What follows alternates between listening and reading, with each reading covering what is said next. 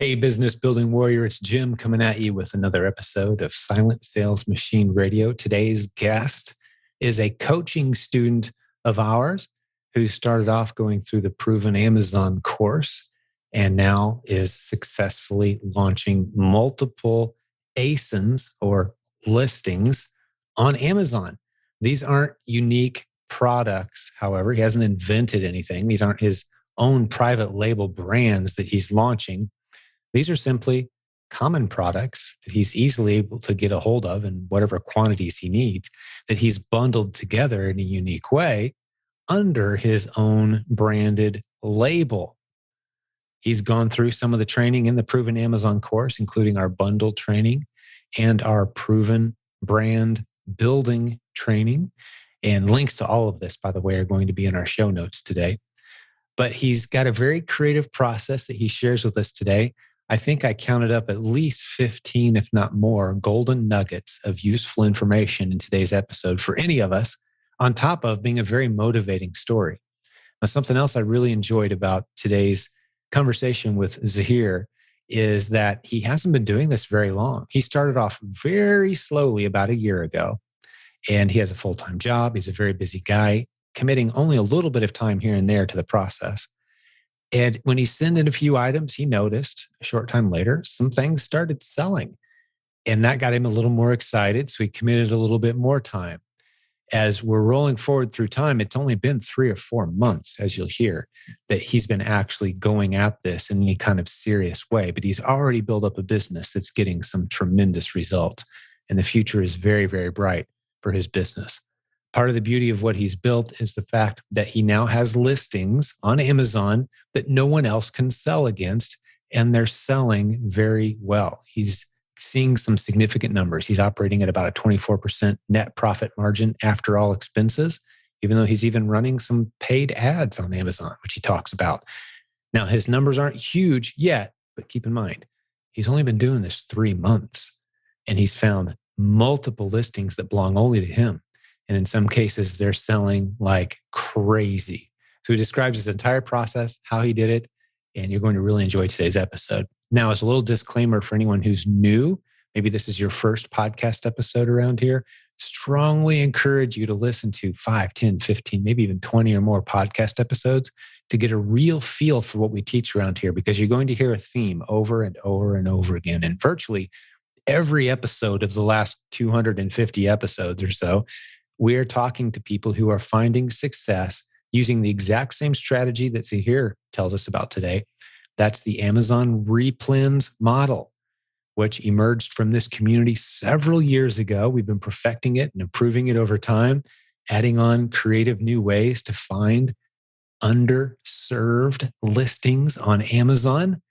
And that's what we do better than anyone in the world around here, as evidenced by the hundreds of success stories on this podcast and in our Facebook group. I think we've got about 1,300 plus success stories tagged in our Facebook group from people who are using these strategies. It's a free group that you can go join at silentjim.com if you want to go see for yourself.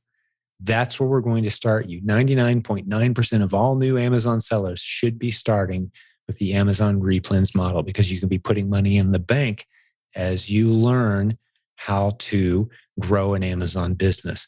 Instead of spending a whole bunch of money and hoping it works out later, you can ramp up slowly, putting money in the bank as you go. That's what we teach. Zaheer is just the latest example of someone who's following that path. We're going to mention multiple resources today as we're going through this episode. You don't have to furiously try to scribble down the websites on a piece of paper. Hey, you can just go to our show notes. Take a look there. There's links to everything we're going to talk about today, including our coaching program, the Proven Amazon course, some of the modules located inside the Proven Amazon course that we're going to reference as well. Easy descriptions there of what those courses are and what they do. But keep in mind, everything that we have to teach you about growing an Amazon business can be found in one place, provenamazoncourse.com. As I'm recording this, it's just $29 to get into it, and you get all the modules day one. If you like what you see, you pay $29 a month and you keep learning and growing your business. If you don't, hey, ask for a refund. Happy to give it back to you. But that course has been the foundation of numerous, hundreds of recent success stories, thousands over the years, We can't wait to make you our next success story. So with that introduction, let's jump over and get into the story of Mr. Zaheer Patel. So Zaheer, welcome to the show. Thank you for having me. It's my pleasure, my friend. I can't wait to get into your story, man. Let's go. So let's see. I've always been interested in e-commerce. My parents had an IT background, and I've always been into computers, and I do have business background. So e-commerce definitely interested me, but everything I hear about Amazon has pretty much always just been private label and things like that. I would always go on Alibaba, start looking for what I thought were deals for things that I was interested in, but never really pulled the trigger. And then I think it was about maybe 3 years ago, one of my friends, she told me that she was starting some products and she was getting interested in Amazon. She told me about different tools and things like that she was using. So I started looking more into it, and I stumbled across your Facebook group. That was about 2 years ago. And, I kind of just lingered around. I would just see it kind of pop up on my news feed every now and then. And I would read through a few things, but, I wasn't fully into it, I guess you could say. And I don't know. Then just one day I saw some posts about a podcast, and I looked you up. I like listening to podcasts, especially while driving to work and things like that before the whole COVID situation. And so I wanted a break from what I was typically listening to. So I just decided to look up Silent Jim and found your podcast. I don't remember which was the first episode that I've listened to. I know I've listened to well over 100, 150 at least. But, it kind of really piqued my interest, especially the REPLENS thing. I had no idea that you could actually buy things off store shelves and sell it for a profit. And so that kind of intrigued me. So in 2021 is when I really started listening to your in 2020 is when I really started listening to your podcast. In 2021 is actually when I decided, okay, let me go sign up with Amazon. Let's see what this is all about. So I signed up for the seller account within about a month. This was in June. And in July, I converted it to the professional seller account. And I'm not even a big Amazon buyer. I'm an instant gratification type of person, right? If I want something, I want to go out and buy it then. And so I wasn't, I knew about Amazon. I knew about shopping. I knew they offered all kinds of products and things like that. And I knew about the third party selling, but I didn't know as much about it until I started actually selling on Amazon. So I started the seller account in July, the professional seller account in July. That's also when I signed up for PAC. And I went through the Amazon 101, and I went through the REPLENS training. And, right. And for a point of reference here, that's about a year ago as we're recording this, just so everyone knows if they're watching this later. We're talking about stuff that happened a year ago. So you signed up for the Proven Amazon course, went through our basic REPLEN path that we basically encourage 99% of all new sellers to go down. So just wanted to interject that in case anyone's confused, provenamazoncourse.com, but you keep it going, buddy. Yep. And so I signed up for that. Yeah, you're right. It's been a year this month. Yeah. And right then I also signed up for Keepa right away, for a few dollars a month. And, understanding Keepa, the basic concepts was pretty simple. At least for me, it was. Like I said, I grew up in the IT field and plus my professional field is business. So I just it just kind of clicked. The graphs, the Keepa charts with the green. Sure. That looks like a heart monitor. Exactly. Yeah. So that just made sense to me. And so I did all that. And I didn't do much else. So what happened is in July, I went ahead and did the professional sales account Keepa. And then in August, I went ahead and got my EIN, the federal tax EIN. And my parents, actually, after my mom left her IT job, she had to leave for disability reasons. They decided to buy a business, a gas station. convenience store. And so my dad was still working full time, and I was in college at that point. So me and my mom were kind of running the store with my dad's support after he got off work. And through that, I got to know a whole bunch of distributors and wholesalers in our area. And wow, that's cool. I love that. I didn't know that about your story. Okay, that's very interesting. So your parents buy a gas station and you're helping them out, and you're meeting all the vendors who are supplying. You know, I got to imagine that's a pretty good list of vendors, like a small convenience gas station. How many vendors are we talking? Give me a point of reference. I'm interested in knowing.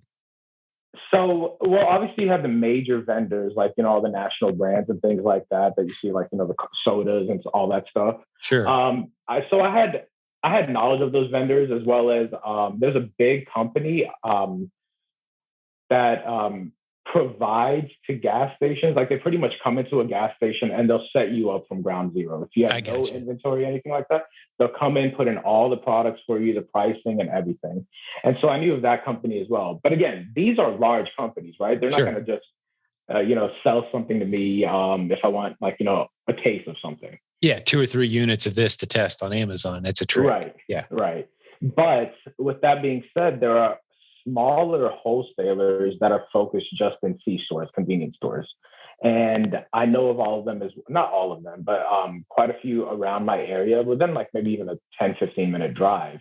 And they have huge warehouses that pretty much supply everything. I mean, automotive parts like Armor All, Fix a Flat, and all that stuff. They do all the groceries, all the candies, all the brands, OTC medicines, shaving cream, dog food, everything, right?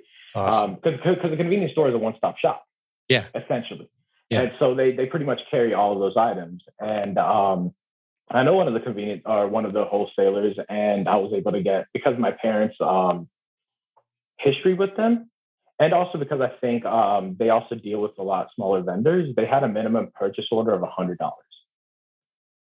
That's $100. Really low. That's great. Right. And so obviously, you know, a lot of sellers, when they start on Amazon, ungating is an issue. And so I wanted to, you know, jump past that hurdle very quickly. And to me, you know, putting $100, $150 as a cost of business to get ungated and then sell those products at, you know, break even, maybe even a slight loss. It's just a cost of business to be able to open the gates for so many more opportunities. Oh, sure. Yeah. Ungating gets way more attention than it deserves as a hurdle. It's really the smallest imaginable speed bump once you truly understand, you know, the many different ways there are to get over it. The easiest way to get past all the ungating issues from my vantage point is sell 30 or 40 units of anything. Right. And the gates just start falling open. People get all worked up over it. Should I pay this company $400 to get me ungated in this category? No, please don't. That's crazy. Yeah.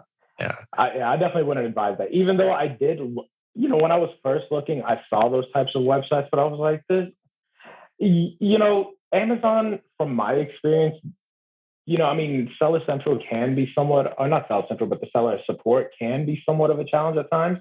I haven't had any experience. Every time I've reached out to seller support, they've been, you know, they've helped me for whatever I needed. Yeah. But I've heard horror stories. You know what you see here is bad news floats. Right. That's true. If you call a company 100 times and they treat you like gold, you may or may not say anything. And then that one time you call and you get that guy who had a really bad day and he doesn't help you, you blast it out to all your friends, you know? That's true. I think we're seeing a lot of that because from my vantage point, I couldn't agree more.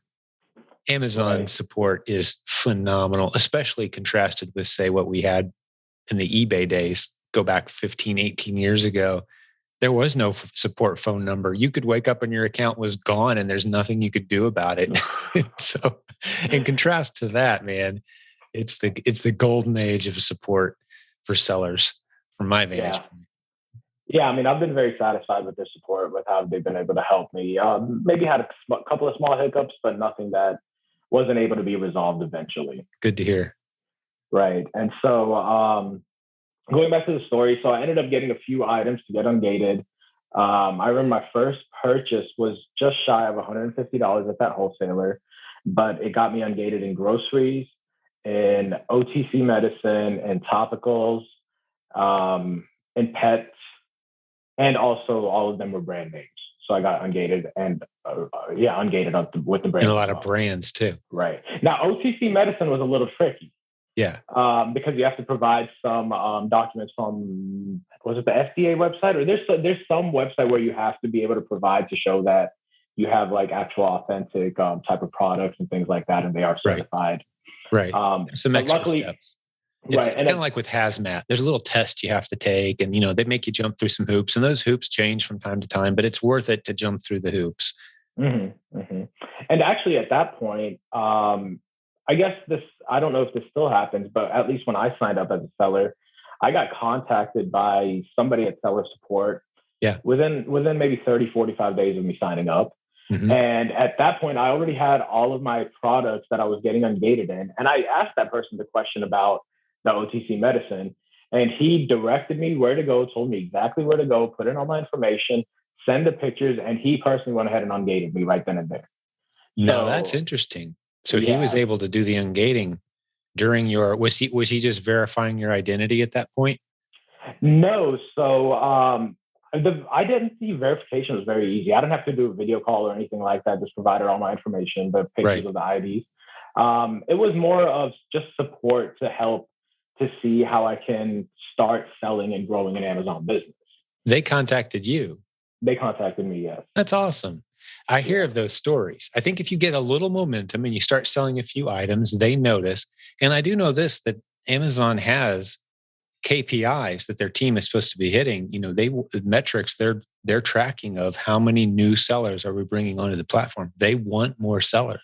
They need more sellers, helping them keep the shelves full. And they know it's part of their corporate culture that we as third-party sellers fill the shelves far more efficiently and more profitably for Amazon than Amazon ever can. That makes total sense. They really do love us. Yeah, that does make total sense to me now that I'm looking back at it. But but actually, this was all before I even started selling any product on Amazon that he had reached out to me. So that was pretty cool. I'm glad you mentioned that, because I'm so far removed from that part of the process that I don't get to hear those experiences very often. So that's cool. Yeah, and it was very welcoming. I mean, he had sent me an email and everything with different tips and guides and some videos on seller support and things like that, or Seller Central. Mm-hmm. And that was very helpful. But, and this was all in August. So I went ahead, got Ungated, listed the stuff that I had bought on Amazon, all as merchant fulfill. And then I got sidetracked into other things that I was doing in life, got sidetracked with life, with work and things like that.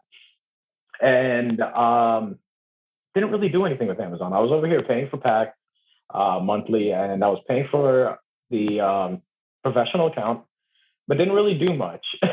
And then November came around, and this was when my first sale was. And I remember exactly what it was and when it happened. It was the day after Thanksgiving, right around 10 a.m. Eastern. I was outside for a walk. I was ready to go and meet some friends and go for some Black Friday shopping. More like people watching. I enjoy people watching, like on days like that, just sitting at the coffee shop. But I was walking outside and my phone vibrated and showed that I sold an item. And it was 10 2-packs of Advil. So my first sale was an OTC medicine. And it was merchant fulfilled. It's a good thing you had notifications turned on as well. Right. Because you had to ship it. You said you were merchant fulfilling versus sending it into FBA. So you had to actually ship the stuff yourself. Right. Yeah. And so that weekend I went and I got a couple of boxes from a local store and some bubble wrap, wrapped it all up. Oh, sorry. Yeah. So that weekend I went ahead and did that, got the shipment ready. But also that weekend, the next day, this is when I started realizing that if you sell one thing, Amazon likes you, and then they'll start, bumping you up on the list of like sellers. Yep. So then the next day I sold beef jerky. So like I said, I was just buying things to get Ungated in and the brands and all that. Yeah. These are the things that you bought. You bought them in August, and then September, October, November, 3 months later, you start seeing sales finally. And then when the sales started coming, they started popping in pretty heavy. That's interesting. Right. And again, this was all merchant fulfilled. Yeah. And you're shipping it yourself. Right. And then I had some other spices and things like that. And those all started selling between no, well, the end of November, because my first sale was, the Friday after Thanksgiving, so right at the end of November. And so I started having some more sales in December, small amounts, all merchant fulfilled. And I was like, that was like when it clicked, like, wow, this actually does work. Mm-hmm. And so then after that in December, started getting excited. Like, I started going to where everybody probably starts is Walmart. That's where I first went. Looking at store shelves, actually, I wasn't even taking pictures at that point. I was just standing there with my headphones on. And in December, also, I signed up for Inventory Lab, which at that point was a 30-day free trial because I wanted to use Scoutify. Mm-hmm. So I can go ahead and be able to see the percentages, not the sales, but the profit margin and things like that. So I want to be able to see all that. And then it had a direct link to Keepa that you could just press a button and go directly to Keepa. So it was all right there integrated. And it was a 30-day free trial. So I was like, let me go ahead and try it. I see a lot of people posting about it in the Facebook group. And obviously that's not, it's not something that anybody needs to take on because Seller Central or the Amazon Seller app provides the same type of information. You just have to, take a couple more steps. Right. And so I did that. So I was standing in the stores. I was looking at products at Walmart mostly. I did go to other national stores and also some local ones, but not really much local. And so I found a few things and sent in my first shipment on December 23rd. I had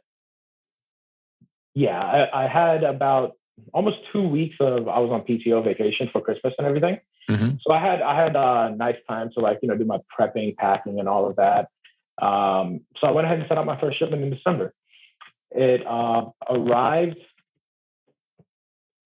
Actually, it arrived on the 24th because the fulfillment center that I typically send to is just about an 8-hour drive away. So whenever I send something out by about 4 or 5 p.m. at night, it's usually delivered to that fulfillment center by the next morning.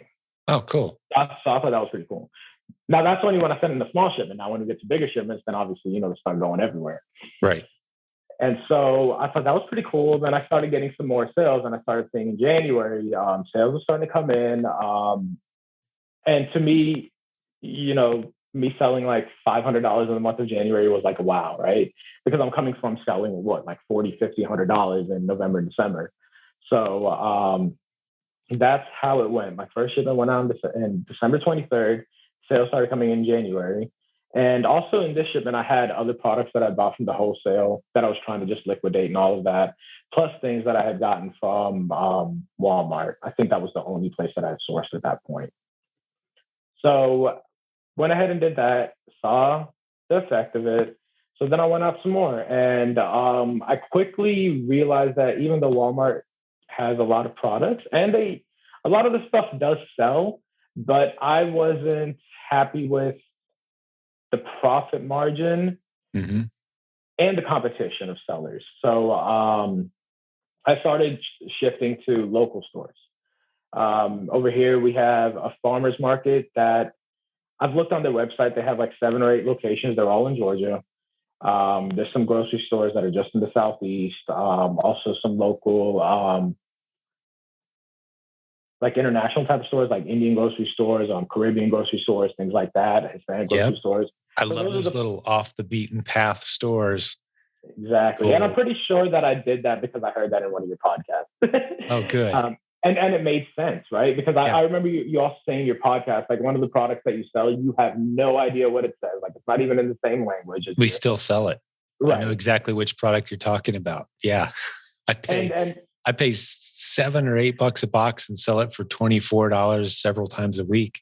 And there's 1 or 2 other sellers that pop on and off the listing from time to time. I honestly, the box, I can see it in my head. There's no English on it. Yeah. And so I remember you saying that. And the farmer's market that I go to, a lot of the stuff that they have is just for that nationality, where it's, again, the same thing, like no English on it at all. Mm-hmm. Even the the nutrition label, that's the only thing that's in English, and it's stuck on with tape, right? Like a sticky paper, because I guess they have to do it for FDA reasons or something. I'm not too sure, but that's the only thing that's in English. Right. And I remember hearing on another podcast where if you can't really tell what the brand is, or brand name, manufacturer, anything like that, go ahead and use the Amazon Seller app. And they have, like, when you hit the camera, it not only scans for barcodes, but it also looks at the picture and tries to find pictures that match it. Photo recognition. Have you found products that way? No. Not yet? I tried. I haven't found the same products. I found products that are similar. Right. And you can get an idea maybe what the brand is that way. It'll recognize the pattern on the box or something. And I've found the right brand. I can't say I've ever found a great product that way with just the camera, but I've heard others who have. Right. And, that's something that I haven't really explored much. I did try it a few times. It didn't work out so well for me. Sometimes it did, but for the most part, it didn't. Sometimes it brings up completely unrelated items and you're like, this is a waste. But other times it nails it. I mean, it's pretty crazy how accurate that camera feature can be. And for those who don't know what we're talking about, in Seller Central on the app on your smartphone, you can click on the little camera icon and you can point it at a barcode, and it's really good at reading those. But you can also just point it at the cover of a book or something, and try a book off your shelf, and it will recognize the writing and the lettering and the color patterns. It will bring up that product on Amazon. It's pretty cool. And it's about as accurate as that tech can be, I suppose. They've put some money into it. So that's a good way to figure out these products. If you have no idea what it is, well, you don't need to know what it is. All you need to know is, what can I buy it for? And what's it selling for? How often does it sell? That's true. Right? You don't need to know what it is. Yeah. Yep. And so I did that. I tried that, as well as, other different types of sourcing methods that I've seen on Facebook, plus on the pack course. And I found a few good winners that I'm actually still selling. So that was January, where I started finding some more replens. I found a great brand, actually, that was, like you mentioned, finding underserved ASINs, which I did find underserved ASINs with this brand, but then I ended up finding out that this brand itself was underserved. With the quality of photos that were on Amazon, the quality of the listings were fairly low, and it was still getting, a decent amount of sales, a decent amount of drops, and the sellers were very, they didn't fluctuate too much, and they were never high. I think at the max, I saw maybe 6 sellers on something that was dropping a good 25, 30 times a month. So selling 100 times or so a month or more at 25, 30, maybe 200 or 300 even, depending on. But selling at a very steady clip and only a handful of other sellers at a profitable net margin, that's an underserved ASIN. So this brand had a handful of those, huh? It did. And so I enjoy selling those. Even right now, the ROI on it's like 170%. Nice. Net is, I can't even remember, but it's up there, and it cost me, I think it's like $369, $370. Plus, this place doesn't take resell for tax exempt, so plus tax, which is for grocery over here, it's about 2.5%, depending on the city. Sure. I started selling those products, as well as some other ones that I'd found through sourcing through Keepa and Spotify. And, at that point, I kind of got not tired of RA, because I enjoy going to the stores, looking at different products, looking at what's new. And I know what's suggested is also to look at the empty spots on the shelves to see what's getting empty. And I also remember hearing on a podcast, don't always look what's at eye level, look up and look down. Yeah. That's my buddy, Oscar. I was just texting with him. I told you before we hit record. Don't look at the middle shelf. Look at the top. Look high, look low. Right. Yeah, but you're right. In the stuff that's sold out too, there's a reason it's sold out. So yeah, you can get some great ideas that way. Good tips, man. Yep, exactly. And so I was doing that, but then I started also taking pictures. But like I said, I found this product or this brand that I felt was underserved. Now, I was selling, and still am, but at that point, I think I was selling 6 or 7 variations of the same product. Not the same product, sorry. of the same brand, but 6 or 7 different flavors or sizes and things like that. Right. And by the way, I'm a huge believer in having all of your tools in your tool belt, even if you don't need them. So through PAC, I also did the bundling course with Lisa and Jenny. Mm-hmm. I'm part of the REPLENS Facebook group. Good for you. I've done the proven brand bundling. I'm right now in OA Simplified. I do want to one day get into wholesale with Rich Potter. Not there yet, but that is on my list. But with that being said, that bundling group with Lisa and Jenny, I really like that idea because it was kind of a mix of private label with REPLENS. Yeah. It's all the benefits of private label without any of the risk. Right. And so in February, I started looking a lot more into it. And again, I was still sourcing different products. And so in February, I started really looking into bundles. And I saw what my profit and net margins were and things like that for some of these products that I was selling for that brand. I was like, hey, let me go ahead and try to sell them together. And I did. And it ended up being successful for a moment. I did some ad spends and things like that to get momentum behind it because it was to what I consider an underserved brand. And it was getting great traction when I first started. And then somehow I fell on, like I dropped one of the products that I was selling and the lid kind of opened up a little bit and I realized that the seal was broken on the lid. And so ever since then, I'm checking all the seals of all the products that I buy to make sure that they're all sealed correctly. Do some quality control, right? Because I want the customer, the end user. First of all, I don't want them to have a bad experience, especially if I'm doing a bundle, because that bundle is an extension of me. And it's not like there are 20 other sellers on it to where the ratings will keep on coming up, right? So one bad rating can really hurt a bundle, especially if it's me. Right. And so I do a lot of quality control. Now, that first bundle that I created, I found out that one of the products in that bundle, I guess it was maybe like a manufacturer defect, but the seal tends to come off very quickly right as you twist the cap open. Or at least that's what it looked like to me, because almost every single one that I was opening, I would look and the seal was halfway torn off or a quarter way torn off. And this particular product was a spice, right? A seasoning type of thing.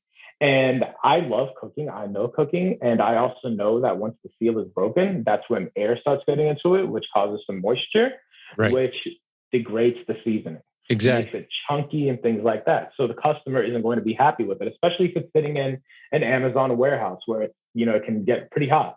Sure. And so that bundle, after I did some ad spend and things like that, ended up shutting it down because I just couldn't source the product without having the risk of the seal being broken and having some bad reviews, bad feedbacks, especially as a new seller.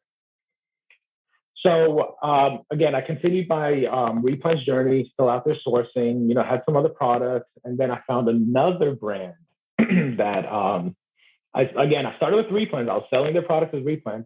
And I was selling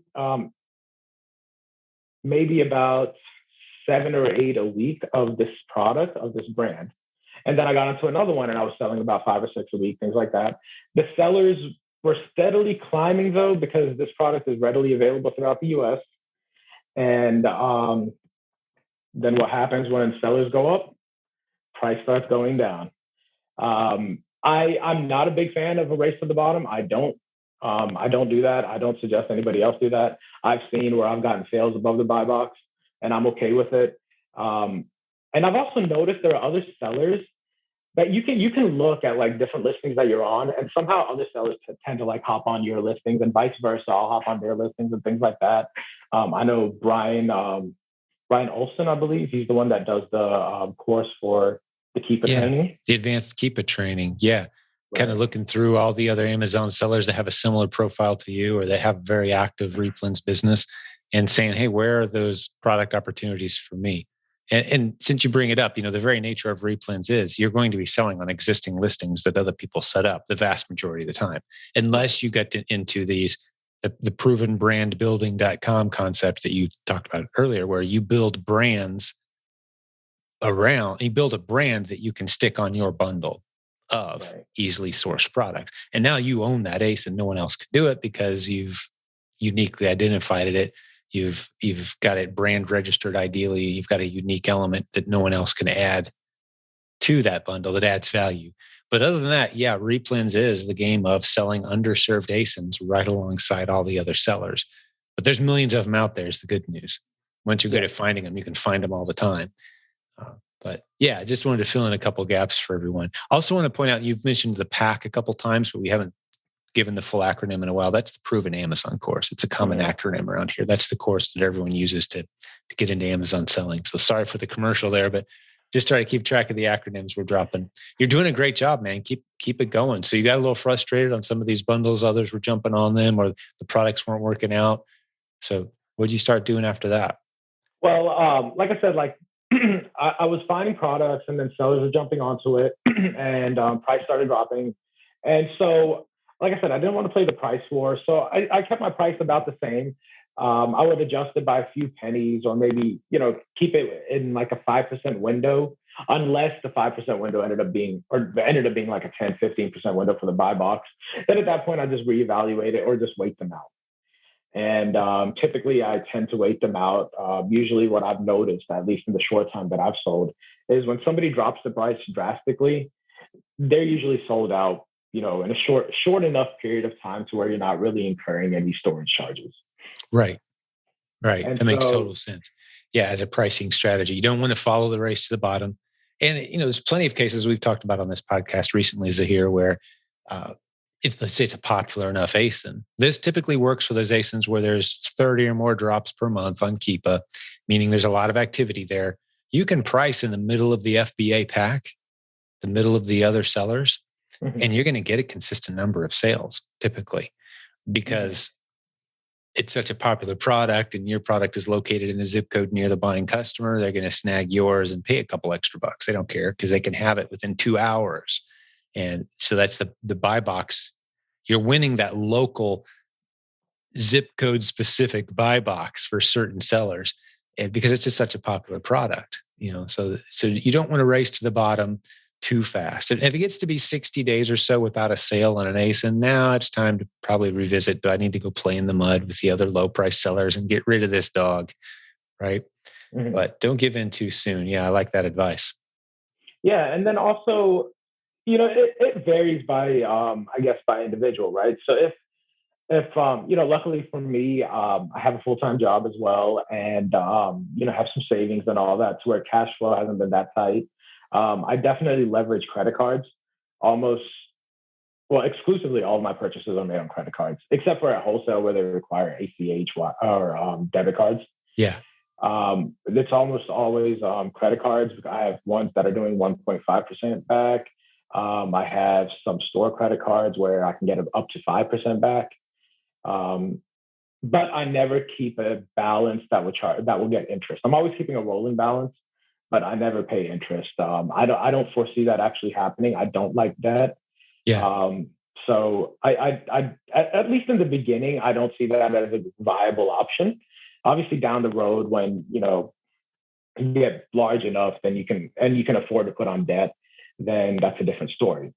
But yeah, so with that being said, I would highly suggest that if something isn't profitable at the time being, and like you'd mentioned, 60 days, if at least for me, if I found other products that were profitable, but I had cash flow issues, I would consider liquidating just to free up the cash to be able to make money on something else. Because cash sitting, you technically have an asset because you do have a physical product, but to me, it's kind of deteriorating when you could actually use it to make some extra money.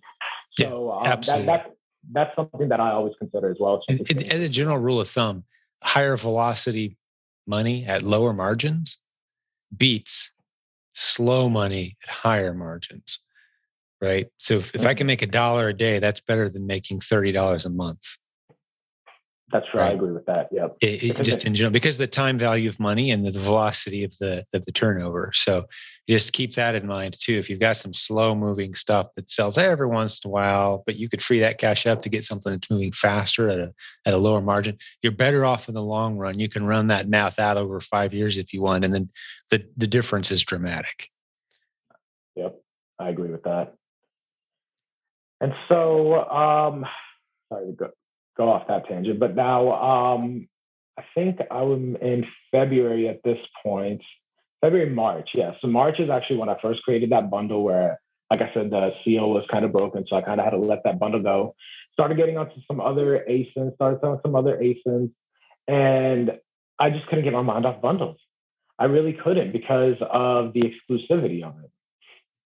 So also in March, I created my own logo. I understand graphic designing and things like that. So I created my own logo for my company. The logo incorporates my company name. So I went ahead and created that, submitted some documents and stuff onto Amazon, and I got my own brand on Amazon. Now, I wasn't brand registered at this point, but I had my own brand on Amazon. So I created listings using my brand and the logo and everything that I created. I had some packaging at home. I print out all of my own packaging. So I do all that in-house. The novelty item that I sell, I get from the distributor. And, it's a few pennies. And I add that into my Bundles. Right. Which distinguishes them from the other bundles, which means other sellers can't hop on your listings. That's right. interesting. Now you will want to go ahead and get brand registered. Are you in the process of that? Yeah. So we can fast forward to that. So I am trademarked right now. I just got trademarked last week. Good. Okay. Because you're susceptible otherwise. Right. And I'll get into that very shortly. Okay, good. Making sure we were there. I could have easily turned this into a coaching session. I'll let you keep going. Yeah. So in March is when I created the logo, got my brand on Amazon. Again, at that point, I wasn't brand registered, but I had my unique item. I had my own packaging. I had my own logo. All of that was showing on the main image, which is what you want. And so at that point, if anybody wanted to get on my listing, it would be it would be hard to get on it. Be difficult for them, for sure. Right. Especially because I do everything in-house. I don't go online and order things from, one of these large websites or anything like that. Everything is done in-house. Hard to find your stuff. Yeah. Right. And so did that, started creating more bundles. Yay. And like I said, I love bundles. I stick with the grocery bundles because I love cooking as well. And so I made a new bundle, and this was a 4-pack bundle.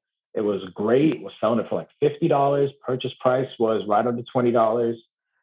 Net margins were right around 30%, but or maybe actually I think it was like maybe 27, 28%. But at that point, I don't really mind the margin being low because from my understanding and from what I've heard from others is they try to keep a margin threshold because if the price drops, then you have that little cushion to if you have to liquidate, that you have that cushion to where you can still make money on it, or at least not lose money on it. But if you're the only seller, then like you mentioned, velocity counts sometimes more than it does the margin. And so if I'm selling 10 things at a 20% margin versus one thing at 40, 50% margin, I'll take that all day because I'm flipping inventory. I'm turning it out, which means that I can buy more. If I can buy more, then I can get bulk discounts, things like that. So it all ends up adding up. So at that point, I didn't really mind the margins, but I still have a minimum that I like to stick with. And that's typically around 30%. And I'll explain that why shortly. So I created a new bundle. It was a 4-pack, selling well. It was on fire. One of the flavors that I had in that bundle, the brand wasn't even selling it on Amazon. So I was the only one selling that flavor for for a short period of time. And a very popular nationwide brand.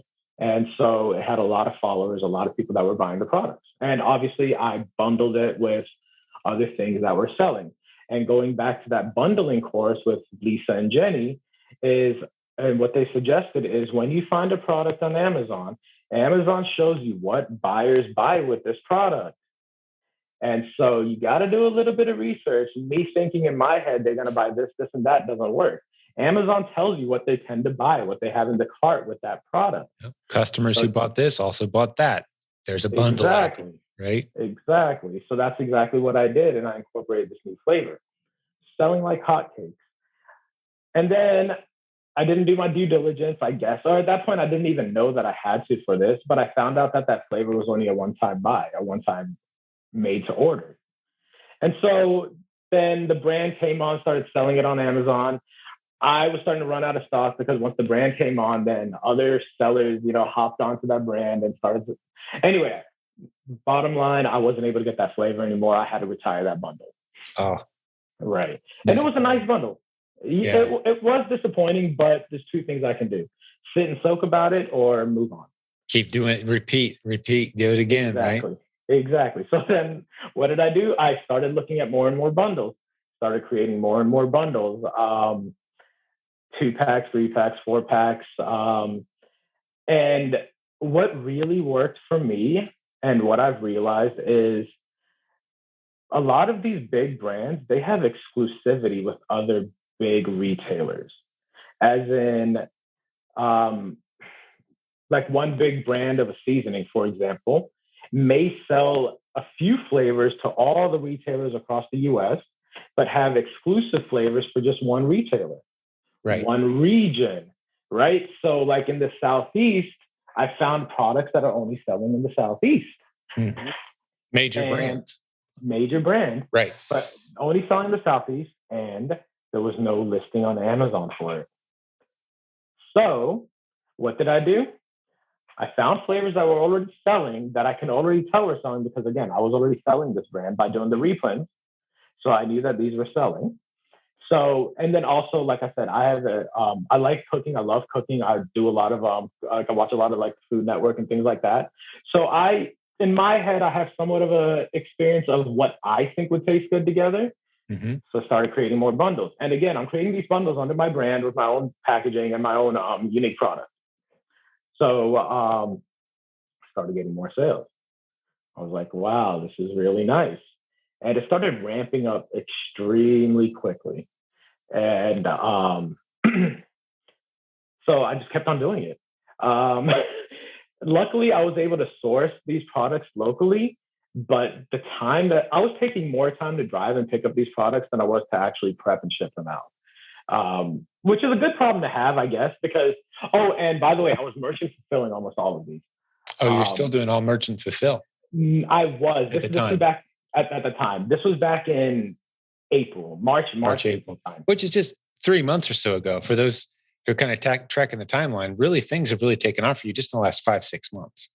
This is a fairly young story. Yeah. I would actually say in the last 3 months. Okay. And so in April is actually when I started finding these unique flavors that I would add into bundles. And, I was all excited. I went ahead and created those things, which, by the way, I do my own photos as well. I went to the dollar store, Dollar Tree, Dollar General. I don't remember which one. I got some foam, like a trifold foam board and some posters. I made a $4 box out of it. My dad actually got like one of those ring lights that you use for like vlogging, video blogs and things like that. Yeah, I've got one here I use from time to time. The ring light. I'll show it it's one of these. Right? Yeah. So he had like a little bit bigger one.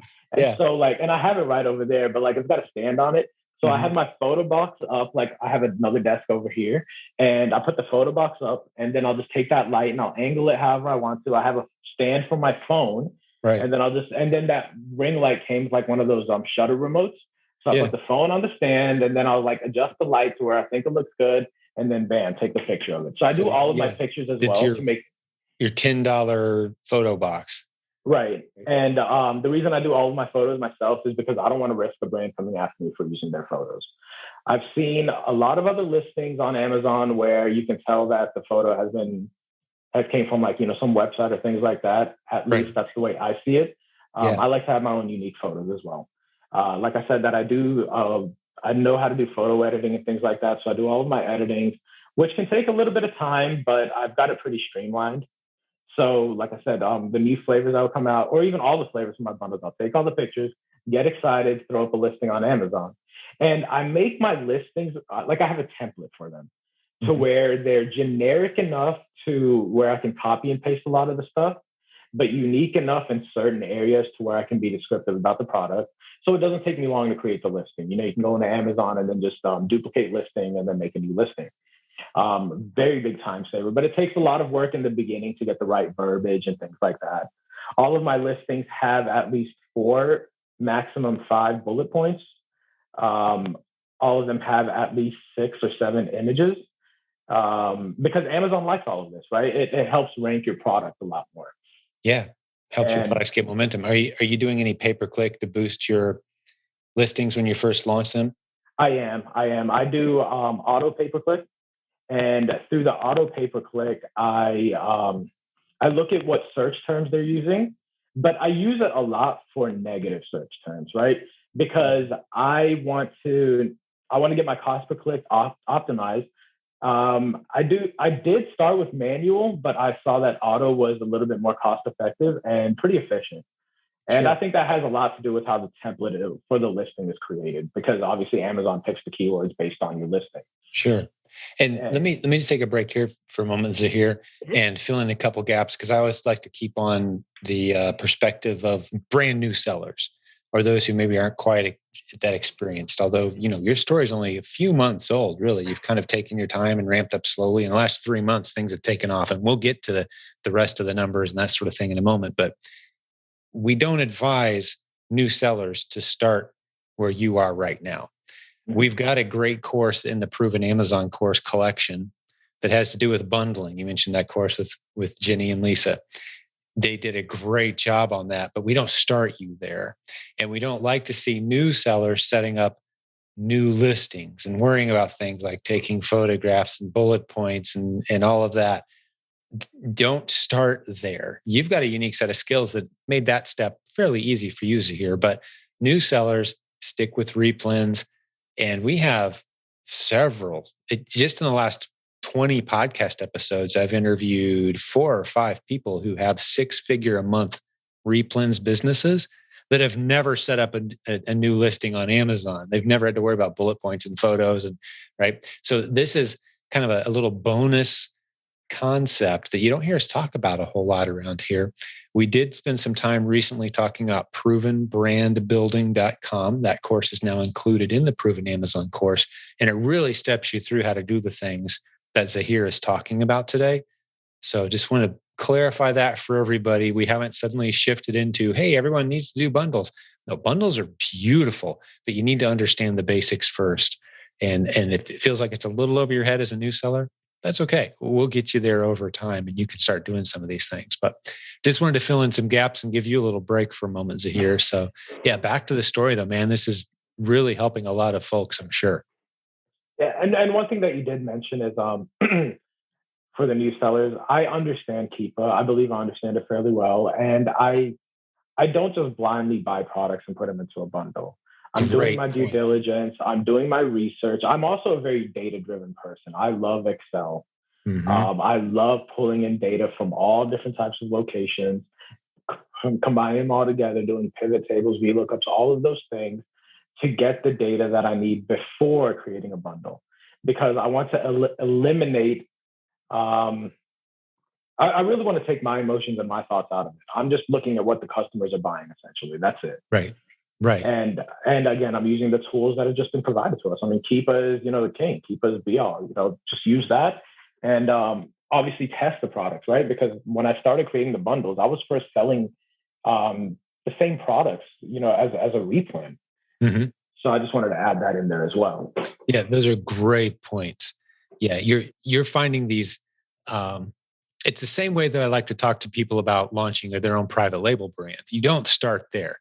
Start off by just selling the stuff that everybody wants right alongside all the other sellers. Over time, you're going to notice these little gaps in the marketplace, these little underserved niche markets.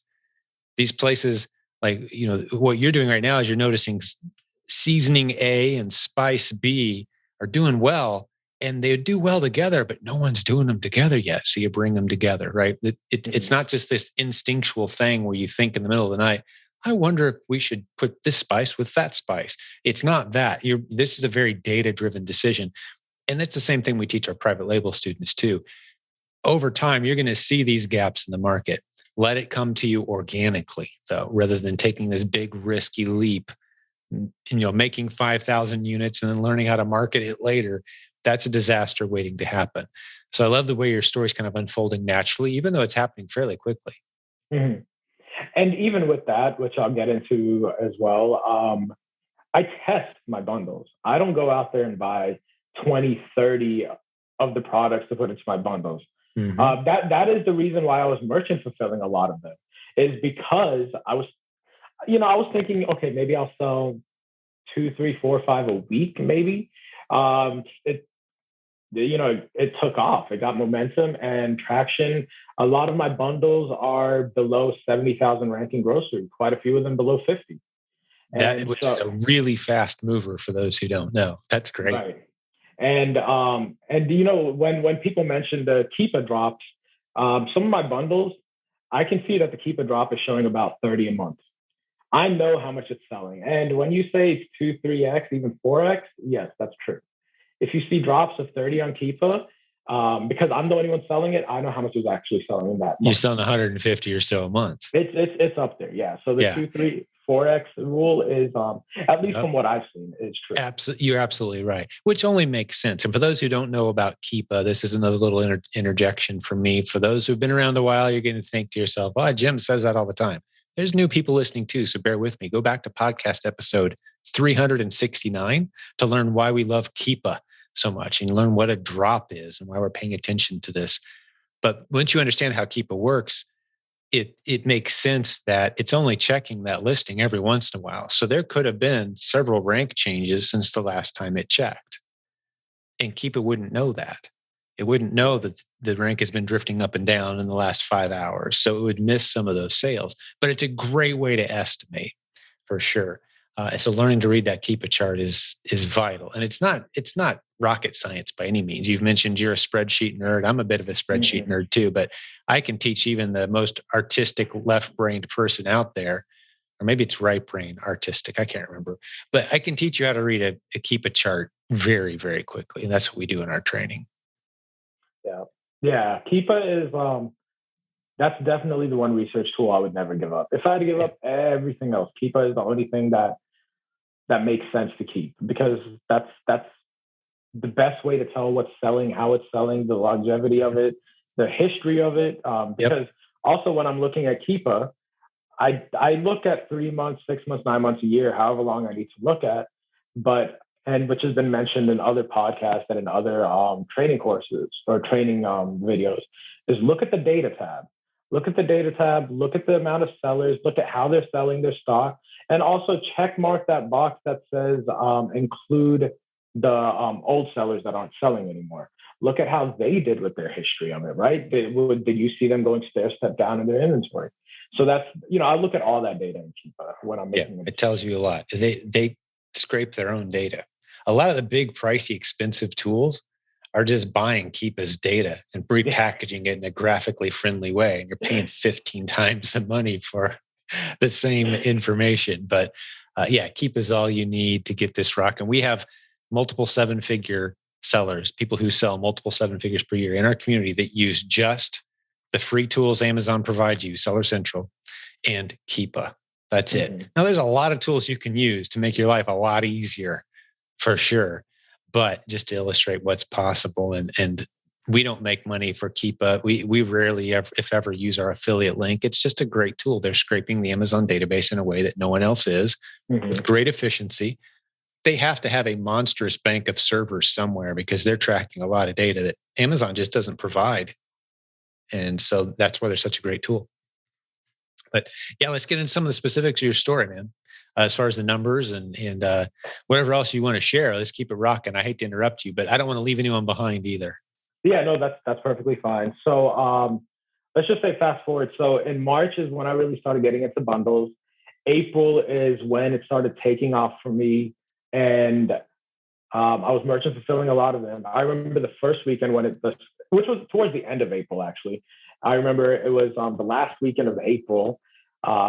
I decided to, not knowingly, I didn't realize the impact until after the fact, but on like a Wednesday or Thursday, I created 3 or 4 listings of bundles. And it takes a few days for Amazon to start tracking the keywords and things like that. Friday, I saw my first sale on a couple of them. By that Sunday, it's the highest day of sales that I've ever had, even after that. Like that Sunday was the highest that I had, which, some might not be a lot, but to me, it was like around $650 in sales. That Sunday, I realized that I have to pack over 100 items to ship out on Monday morning. Oh, no, because you were doing all your own fulfillment. Right. That's when you started thinking, I'm going to have to start doing FBA on some of these and let Amazon worry about the shipping, right? You would think that I would have thought about that earlier. I was kind of sitting on that high of quote unquote high of the sales, right? Like that endorphin release, right? Yep. And so that was at the end of April. In May, just continued to be like that. I was merchant fulfilling. I literally had to like show my inventory at zero at some points just so I could maintain whatever I had to do, because I was also working full time, right? So like after I get off work is when I'd start doing my packing for the next day. And then during my lunch break, I would go to drop everything off. And then by the time I get off work, pack it again. And it ended up being a vicious cycle. But what I did gain out of it is cash flow. Yeah. So, rapid turnover. Right. So I didn't have to wait for everything to process through the warehouse and things like that. And so that was the end of April, all of May, and also the beginning of June, up until about 3 weeks ago, which right now we're on July 4th. So about 3 weeks ago, the second week of June is when I really started picking up more inventory and sending it into the warehouse. Some items are still being fulfillment center transferred. So I haven't seen the impact of FBA for these bundles. I haven't seen the full impact, but the last month or the last 2 weeks of June, I definitely have seen an increase in sales. Well, I can tell you what's almost certainly going to happen is whatever success you were having merchant fulfilling, whatever that baseline is, if all things being equal, if those are now FBA products, meaning they're sitting in Amazon's warehouse, the algorithm loves you 20 to 40% more than it did before, meaning more sales. You're going to see it. I guarantee it. Get back to us. I could just guarantee it, because Amazon loves when they've got control of the product and they reward that listing because they can be fully confident that it's going to ship and it's going to ship fast. And so they bump it up in the rankings. So you're going to get, the best way that I can quantify it is a 20 to 40% algorithm love from Amazon. Now that you're sitting in their warehouse, get ready for it. It's going to be great. Yeah, I can imagine that. I'm looking at my shelf right now. I have at least 150 different items that I need to send in, different products or bundles or both combined. And that's only going to cover maybe about 2 weeks worth of sales, I think. I'm not even sure yet because, like I said, I haven't seen the full impact of FBA. Have you had anybody coach you through not letting your inventory hit zero, if at all possible, even raising your prices if it starts to get to that point? I don't let my inventory hit zero because I always keep a little stock for merchant fulfill. Yeah, good. I always do. And actually, so we can fast forward just a little bit. So anyway, bottom line is the second week of June is when I started sending things into the warehouse. Still have a lot more to still send in. But I believe that I'm going to see an increase in sales. I'm projecting. Oh, you will. Yeah. And so that takes care of the progression. I don't know if you want to go into numbers now, or I have something else that I also want to add on about that. It's your story, man. Keep it going. I'm enjoying this learning, and I'm even thinking to myself, it's probably time for us to revisit some of our hottest ASIN brands and start creating some of our own unique bundles, because we've got some that are just flying off the shelf. But like you mentioned earlier, we've got some other sellers selling alongside of us. And those make for some great bundle, those little off the beaten path brands that not everybody can get a hold of. And you're noticing some potential for marrying two products together. Right. Those can be gold, man. You put them under your own brand, get them brand registered. Yeah. So it's getting the wheels turning for me. I'm loving this story. Take it wherever you'd like to go, though. So like I said, now I have stuff going to the warehouse. I'll get into the numbers in a moment, but when you mentioned brand registry, after I started seeing the momentum, and last week I decided to get trademarked. It was a plan. I was talking to my father about it over a month ago, and the plan was to go ahead and do it in August because I wanted to have coaching paid off first. So when I decided to do it last week because of some issues that I saw with Amazon, and I wanted to get my stuff protected. So went ahead and did trademark. Luckily, like I said, I created the brand under Amazon before getting brand registered. So I had all the photos that were needed for the trademark office as well, because you have to provide all that to Amazon. Right. My logo, my name, everything is affixed. Make sure it's affixed to the product, not just a sticker on the product. Right. Did all that. Like I said, got in contact with Hummingbird. It was last week on Monday. Got in contact with Hummingbird. Tuesday had a call. No, yeah, Monday I had a call. Then Tuesday I had another call and provided my documents. Wednesday, the lawyer had all the information. Thursday evening is when I received the email with my trademark registration of serial number. Wow. I mean, we're talking just a few days ago at this point. Just a few days ago. We're rocking. So well, let me tell everybody what Hummingbird is real quick, and we'll sure. keep going, Zaheer. That is actually, I'm a part owner of this company. My coaching director, who I've been working with for 18 years, Nathan Bailey, very experienced guy in e-commerce. He does the lion's share of the management of that company. And we've got trademark lawyers and branding and A+ content creation and bullet points and photos, whatever you need, we can help. Or if you want to do most of it yourself, we can do the parts you don't want to do or you don't know what to do, and help you ask all the right questions when you're setting out to establish a brand on Amazon.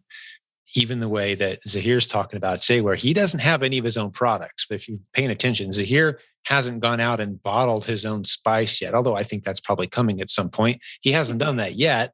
He's just using other people's products, and he's using creative strategies to put his brand on the packaging and uniquely bundling those together. Again, this is provenbrandbuilding.com type of concepts, which is a module in the Proven Amazon course, along with our bundling course that he's mentioned a couple times, which is another module in the Proven Amazon course.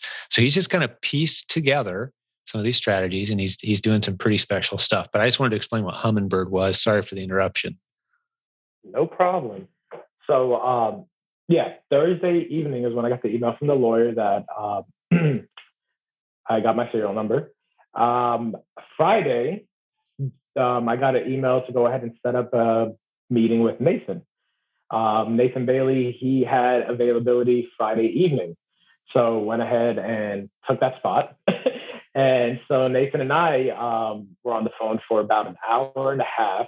The goal of the meeting was first to go ahead and get brand registered. What I came to find out is that the trademark office, even though they give you a serial number and registration and all of that, takes a few days for it to go ahead and get processed on the USPTO website, which is the trademark office website. So we weren't able to get brand registered on Friday. Trademark's been approved or been filed, sorry, not approved. It can take 9 months. 9 months, I believe, is the main process. The process has begun. Right. And so every day, Friday, Saturday, Sunday, I was going through the USPTO website. Today, it looks like they had put in my stuff onto the website now. So nice. Once it's on the website, then Amazon can go ahead and verify it. But I checked with Amazon brand registry, and they said that they weren't able to. It could take up to 48 hours. So maybe I'll have to wait another 2 days. But the fact of the matter is that the ball is rolling. The trademark is pending, and so brand registry shouldn't be an issue now going forward. Very exciting. So and we have some people, just to play your story out, we've got some people, a specific brand and face is in my mind right now as I'm saying this. Podcast episode from a while back, and he was doing well, but he's doing really well now, kind of scaling out exactly what you're talking about. Again, not having created any of his own products, just sourcing easily sourced everyday household type name brands in many cases, putting it into his own branded packaging, building his own listings, and just killing it. So this model can scale, and it can get big, and it can be sold too. Every bit as much as if you'd been at the next best mousetrap. You didn't have to go out and invent anything. You invented a logo that I'm sure you're quite proud of, but come on, that's a lot less work than inventing the world's greatest mousetrap in the history, right? Which everyone's out there trying to do this private label thing and invent a better product than everyone else. Man, it's just not necessary. Right. And so I'm definitely excited about that with the way that I can do the A+ content, like I said, I do ad spend, so doing the video ads and things like that. There's so many doors that open up. Right. And what I was talking to Nathan on Friday, and the goal for this is what I have trademarked right now is just going to be an umbrella company, right? So I do have plans maybe year, 2 years out, to where that it's going to be an umbrella company, but my plan is to have different bundles, different categories for bundles, and then all have their own brand underneath that, or their own trademark. And so I have a larger picture in my head of what I want to get done. And I was talking to Nathan about this. He's so passionate about this. I enjoyed our conversation that we had. Oh yeah, he's arguably the most knowledgeable guy in the world on this topic, and it's such an honor and a pleasure to have him as our coaching director. But I mean, we've been doing this for 20 years, complementing each other on our skill sets. And yeah, you get him talking about building brands and creating an umbrella brand for your sub brands, any one of which could be sold for a lot of money at any given time without compromising the others, and the protection that builds into your business model. Those are topics that you get him going, and yeah, he's going to have fun with it, and you're going to learn a lot. So I'm glad you guys got to spend some time together. Again, that's the director of the Humminbird. We'll stick a link in the show notes to humminbird.com. It's HUMNBIRD.com is the branding company. You mentioned the video content. He really geeks out over that because that gives you a very unique advantage, and many people aren't aware of that yet. But if your listing is qualified by Amazon to include a video listing or video content, man, they love ranking those things. You'll shoot to the top of the charts for whatever product it is you're selling in the keywords.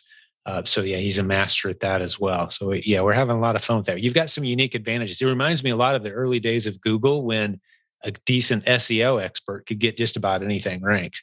Well, we're kind of there with what we have to offer on Amazon right now with the video advantages and the unique A+ content advantages, the bullet points, that sort of thing. So yeah, it's going to be fun watching where you go. I know for a fact, man, we're going to have you back 6 months or a year from now. If we can afford you, because you're going to be so busy, and you're going to be selling these brands and making money. Yeah. So it's a great path that you're on, man. Yeah. So that's definitely my next step is to, go with this brand registry route. And one tip that I wanted to mention, which actually, while I was talking to Nathan, this is how it came up. So like I said, I do a lot of my own bundles, and I always keep my merchant fulfilled items in stock as while I'm sending it out to the warehouse, because the warehouse can take a few weeks for it to land to its final destination. But one thing that he mentioned, which I didn't even think of, is it's always a good idea to keep some items merchant fulfilled, because especially if they're under $25. And the reason being is not everybody on Amazon is a Prime member. And to get free Prime delivery, you have to have a minimum of $25 order to qualify. My merchant fulfilled products, I do free shipping on them. The items that I sell for $14.97, $15, right under that threshold of the 8% versus the 15% referral. Even there's one item that I sell for $19.99 on it was a listing that I created. Then the brand came on, they created their own and all that. So I still have my listing active because I like to keep the variety just in case there's any consumers. They buy mine for $19.99 versus the one that's on Amazon for $14.99. And I was always wondering why. But then if you calculate the fact that they're buying it for $14.99 plus shipping, they're actually spending more than buying it from me with free shipping. That's right. So not everybody has a Prime account, and you got to build that into your strategy. Yeah, those are the kind of tips you pick up from having a decent coach.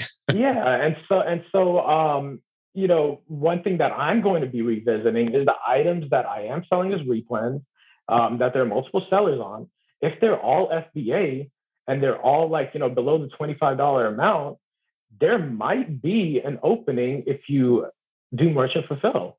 Mm-hmm. It may not be that great. Obviously, you want to keep FBA going because, selling from the warehouse, selling to Prime members, that's obviously going to be a better out. Sure. But I just didn't even think of that until I started talking to Nathan on Friday about how that could be an opportunity that's been missed. I haven't heard anybody talking about that at all. Yeah. It reminds me a lot of the small and light strategies that we talk about so frequently around here, where I can make more money selling a product for $10 than the next guy selling the exact same product for $12 because I enrolled it in small and light, and my fees are ridiculously lower as a result. So I'm making more money selling to happier customers for $10 than he is selling it to the same customers for $12. And he can't figure out why I'm getting such a great deal because I enrolled it in the small and light program. So knowing those little tips like that along the way, and these aren't things, again, that you need to learn all the details. You'll learn these little lessons over time, being in our community. Again, having a good coach who maybe organically forming a mastermind of other sellers going through the same thing you are, or similar situations, different experiences. It really pays off, these kind of relationships and little conversations that happen along the way, learning and improving your process as you go. So don't feel like you need to learn it all. We've dropped a lot of really good golden nuggets today. If you only take one or two of them and start to test them out, you'll get all the rest of them over time. Sure. So, yeah, so brand registry is the next step. And I have so many more bundles that I want to create, but I've actually, right now, my main focus is to get items into the warehouse and to have the inventory rolling. REPLENS dashboard is something that I am considering, because even though most of my bundles, I don't know if I can use Amazon suggestion for how to restock it. So I am going to be considering REPLENS dashboard, because I'm negating some of my ASINs because I'm just so focused on these bundles and trying to get the inventory in. And so you're neglecting some of them. Yeah. Because my focus is being shifted. Like, do I really need this? How many of this do I need? How many of that do I need? Yeah. I don't use a lot of tools. I don't think I went over what tools I use, which is just Inventory Lab, because of the ease of shipping, Keepa, and RevSeller. Yeah. RevSeller is also just because of the ease of seeing right then and there what the margin is and the ROI. Yeah, it puts it right on. It's a Chrome extension. It was the first of its kind tool, and actually Nathan, the guy who invented it, it's known all over the Amazon seller universe now. But he came from our community, and I was one of the first guys he brought it to, and said, "Hey, can you help me launch this?" And we still sell it all the time for him. But he'll be at the Proven Conference. Actually, I was just corresponding with him, the creator of RevSeller. We'll stick a link in the show notes to that tool. A very popular tool on our team for sure. Probably second only to Keepa, really, as far as the number of people on our team that use it. But Nathan will be at the Proven Conference with us. And so on that list of must-have tools, I just heard Keepa, then RevSeller, then Inventory Lab. And that's a pretty common list and a pretty common rank. Everybody has different needs. You're talking about Replen dashboard, maybe to help you know when to reorder. I think you should test it out and see. It's going to really help you stay on top of it. And the other thing I think you need, this is just my opinion, Zaheer, haven't heard your story, is a good virtual assistant to kind of help you monitor some of these things, show them how to do what it is you're doing every day. So these little details don't fall between the cracks, these little mundane details, because you strike me as the kind of guy, and I use this illustration all the time, and I think you'll like it, Zaheer, but you're the kind of guy that likes to throw hoses into the bathtub. You don't like to get under the tub and plug little leaks, right? Like if we're filling a bathtub, you're the kind of guys like, let's get another hose, let's get another hose, and these little leaks develop, and like no one has fun laying on their back, getting on the tub, looking for little holes to patch, right? Mm-hmm. But if you have someone kind of monitoring those little leaks, that's going to pay off big time for you. Well, with that being said, that's actually why this month I'm planning on slowing down just a little bit. I don't think it's going to slow down my sales, but just slow down my growth, for two reasons. One, like I said, I want to get more of my inventory into the warehouse, so then I'm not really merchant fulfilling. Two, because I understand businesses, and I understand that if somebody, at least for me, from what I've seen, is if I accelerate too fast, then catching those leaks is going to get harder and harder. Mm-hmm. You're right. So this month, I'm actually going to be focusing on ebbs and flows, pretty much. Mm-hmm. Making sure my inventory is steadily rolling, coming in, instead of me having to just keep on running around every day, picking it up from different, because I have to go to like 4 or 5 different locations just to pick up as much as I need. You should be paying a shopper probably at this point, pretty soon, if not already. Well, the good thing is that my father's retired, and so he's your shopper. I got you. He doesn't mind, but he also likes to travel a lot. He was out of town for like a month and a half, or a couple of months ago when this started ramping up. Building it with your dad. I love it.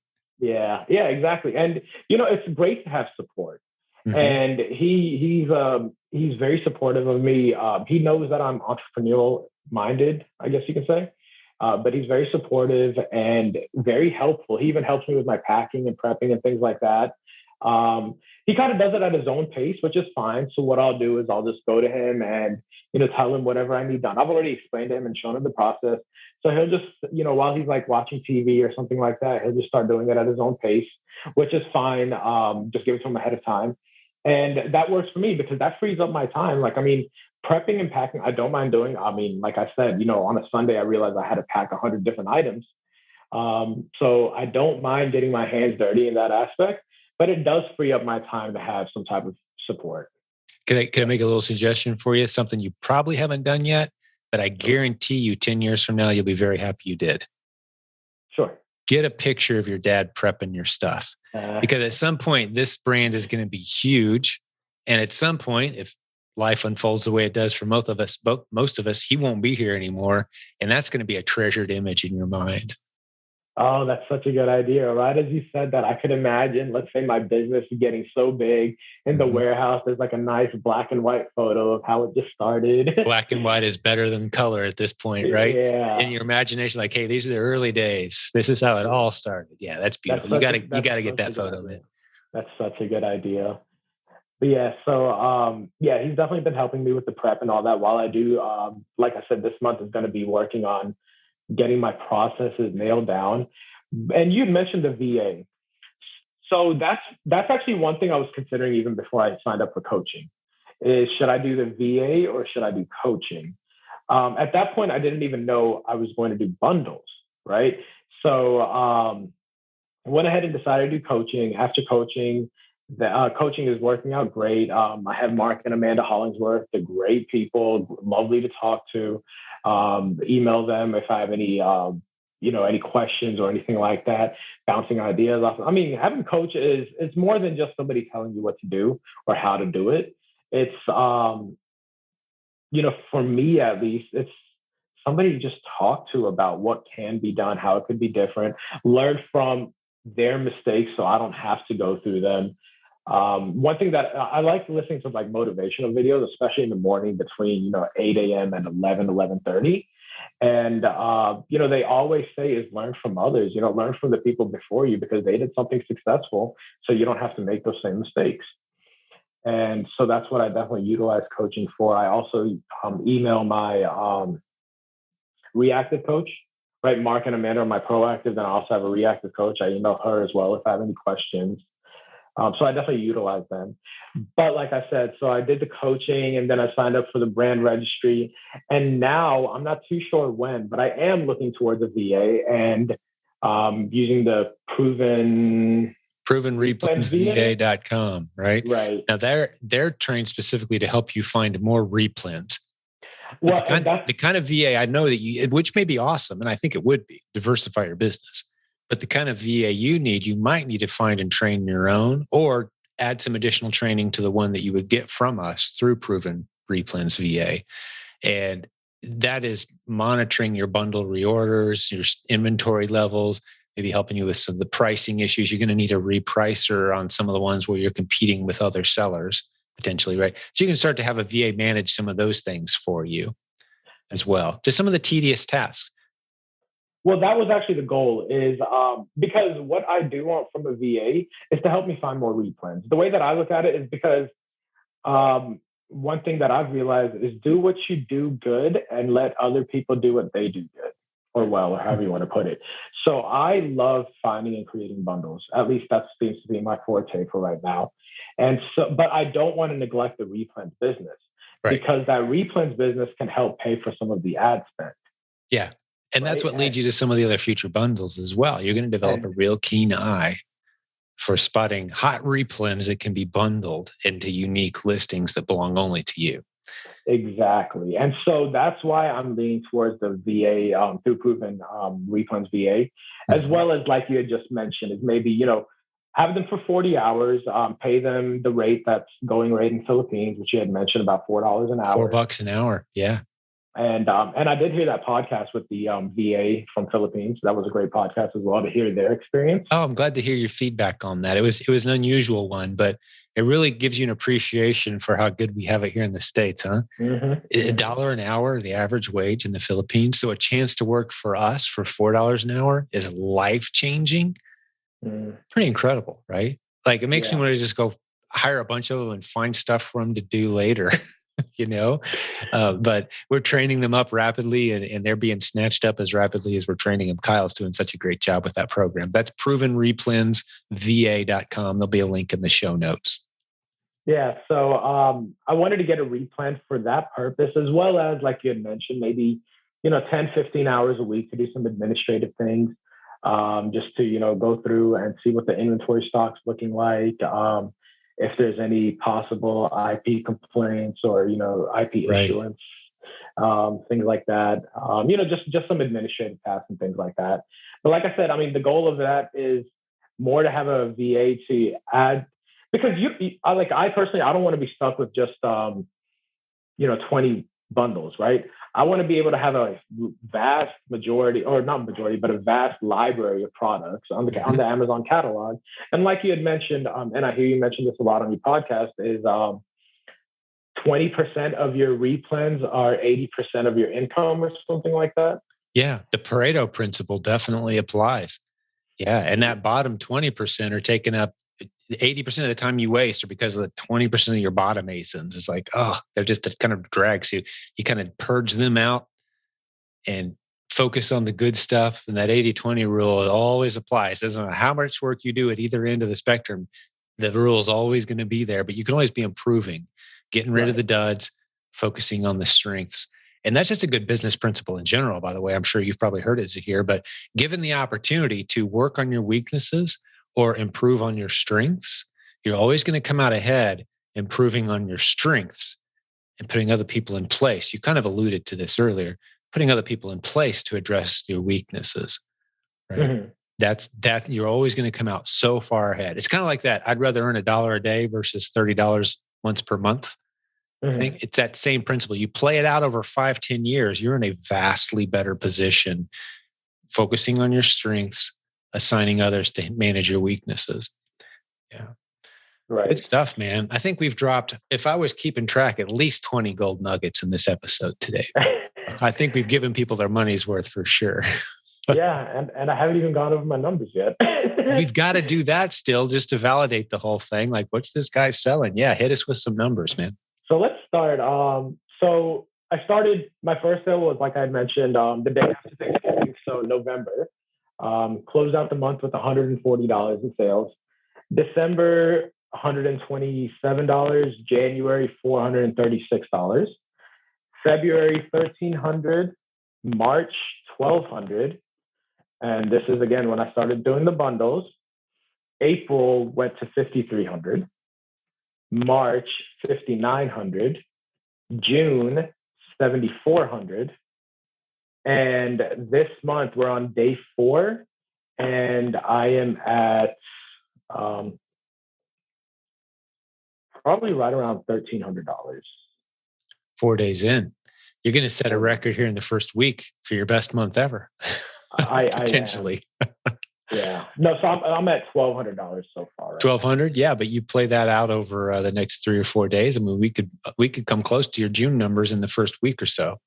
Yeah. So you're gonna see a really, you've got a nice trajectory for those who just kind of map that out in their mind.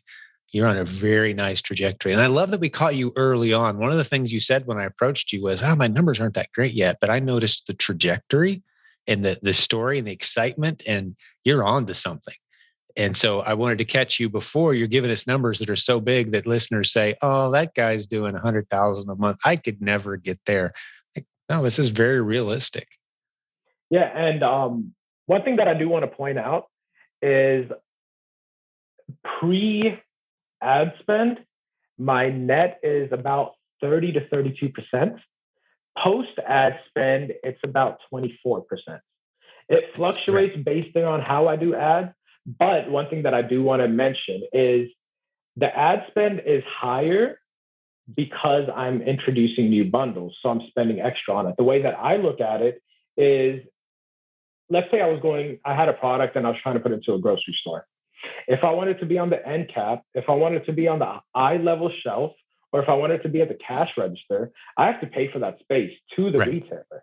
Yeah. And in turn, what I'm doing is I'm paying Amazon to put my ads on the first page, second page, for the customer to see it. Now, again, doing the bundles, I do my research to make sure that the session, the conversion is well enough to where it pays off for itself. And like I mentioned, I'm a data person. I extract every week my ad spend. I extract my gross sales, not just sales on ads. I look at my gross sales because what I want to see is my ad spend going down for the ASIN, but the gross sales to keep on going up, right? Mm-hmm. Because I want it to be organically selling. I don't want to pay for the customer to buy my product. In the beginning, okay, yes, it's an offset. If I can break even, then yes, which I think maybe I've had 2 out of 15 that within the first week, they didn't at least break even, but they have it since then.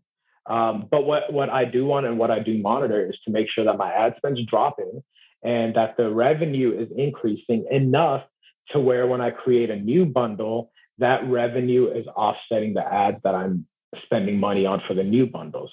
And I also make it to where I don't spend more than 10% of my gross income for that day on ads. And like I said, I monitor my ads enough, just like how somebody watches the prices of their ASINs, of their REPLENS.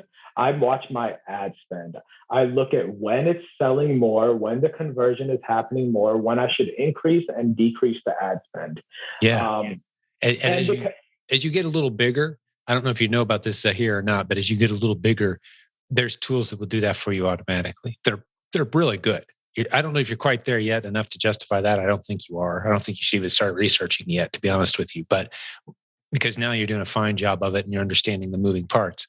But when we're talking about, commas and zeros and, some significantly bigger numbers, and not crazy bigger, $50,000 a month, I'd say, which is right around the corner for you, believe it or not. I think you're going to have a $50,000 month by the end of the year. I'm calling it right now.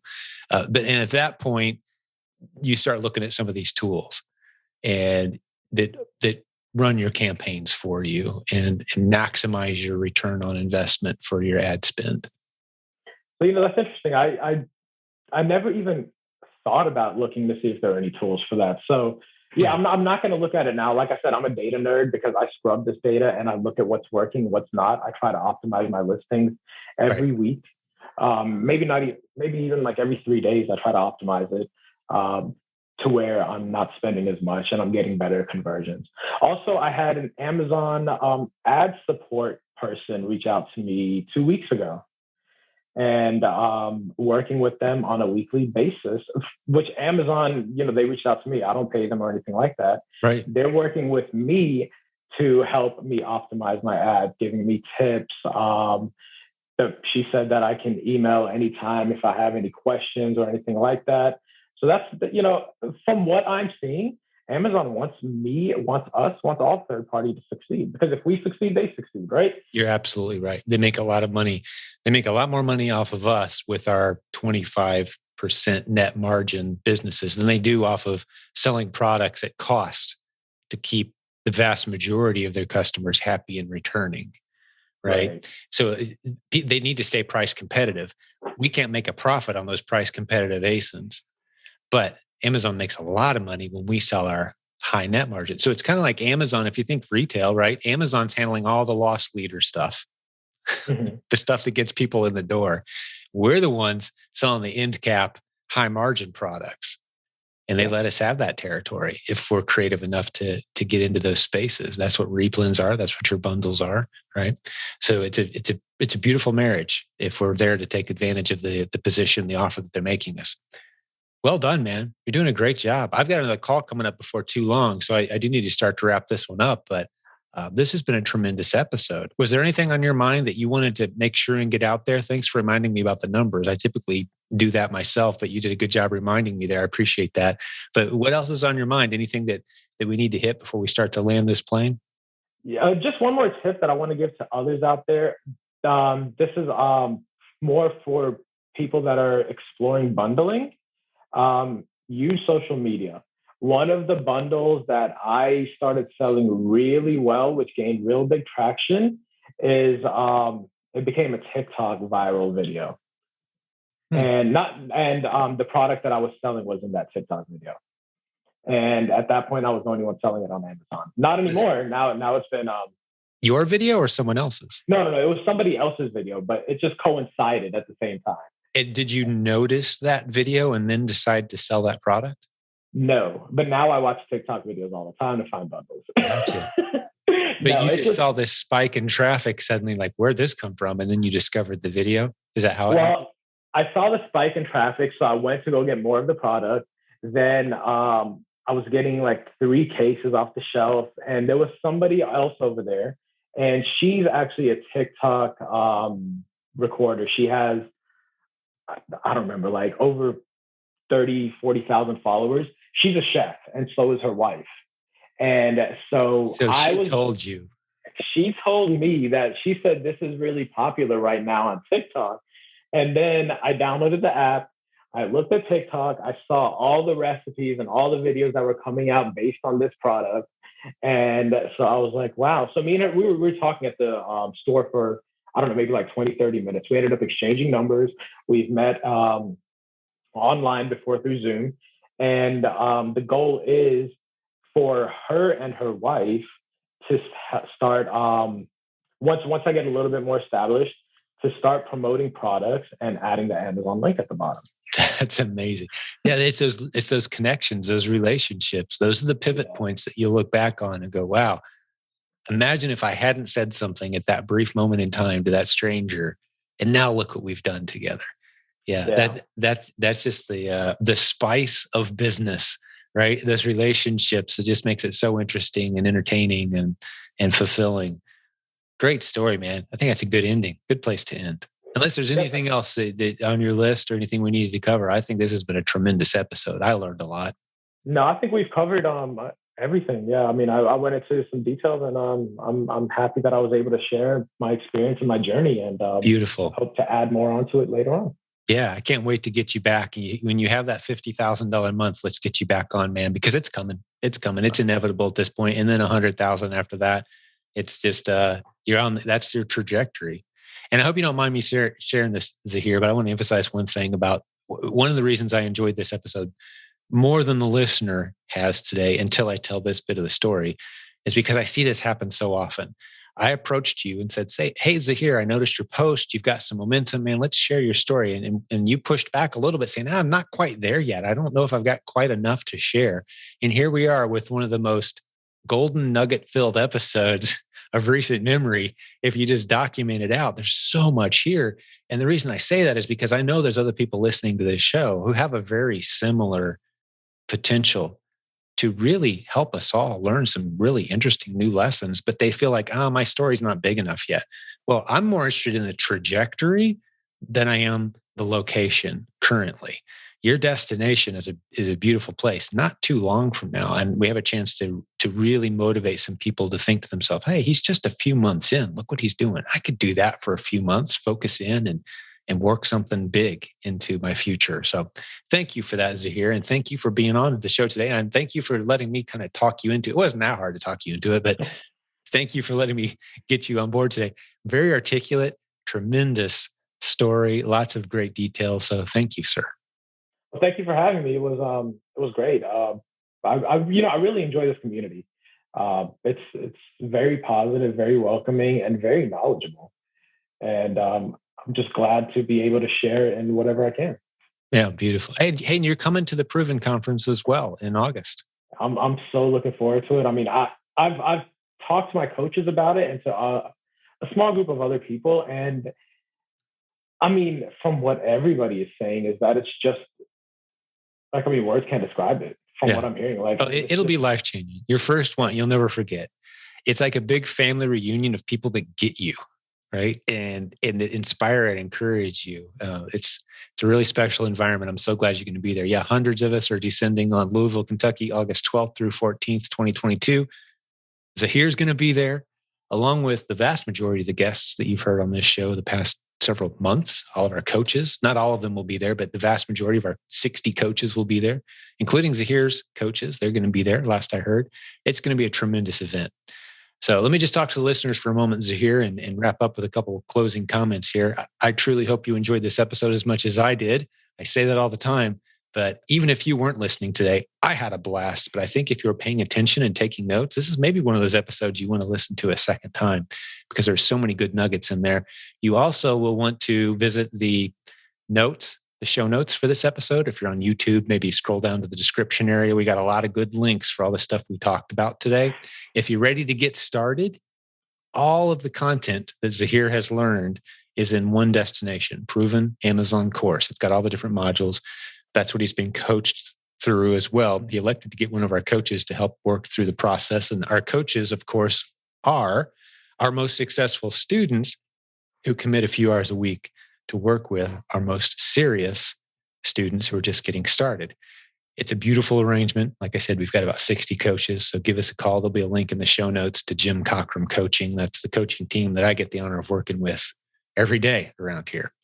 So from our entire team and the podcast team and the administrators and the moderators, and the content creators and the coaches, hey, God bless you. Thanks for hanging out with Zaheer and I today. We'll have another awesome episode for you again real soon. And Zaheer, one last shout out, man. You were awesome today, buddy. Thank you. I appreciate it. Thank you so much, Jim. And we'll talk to all the listeners next time.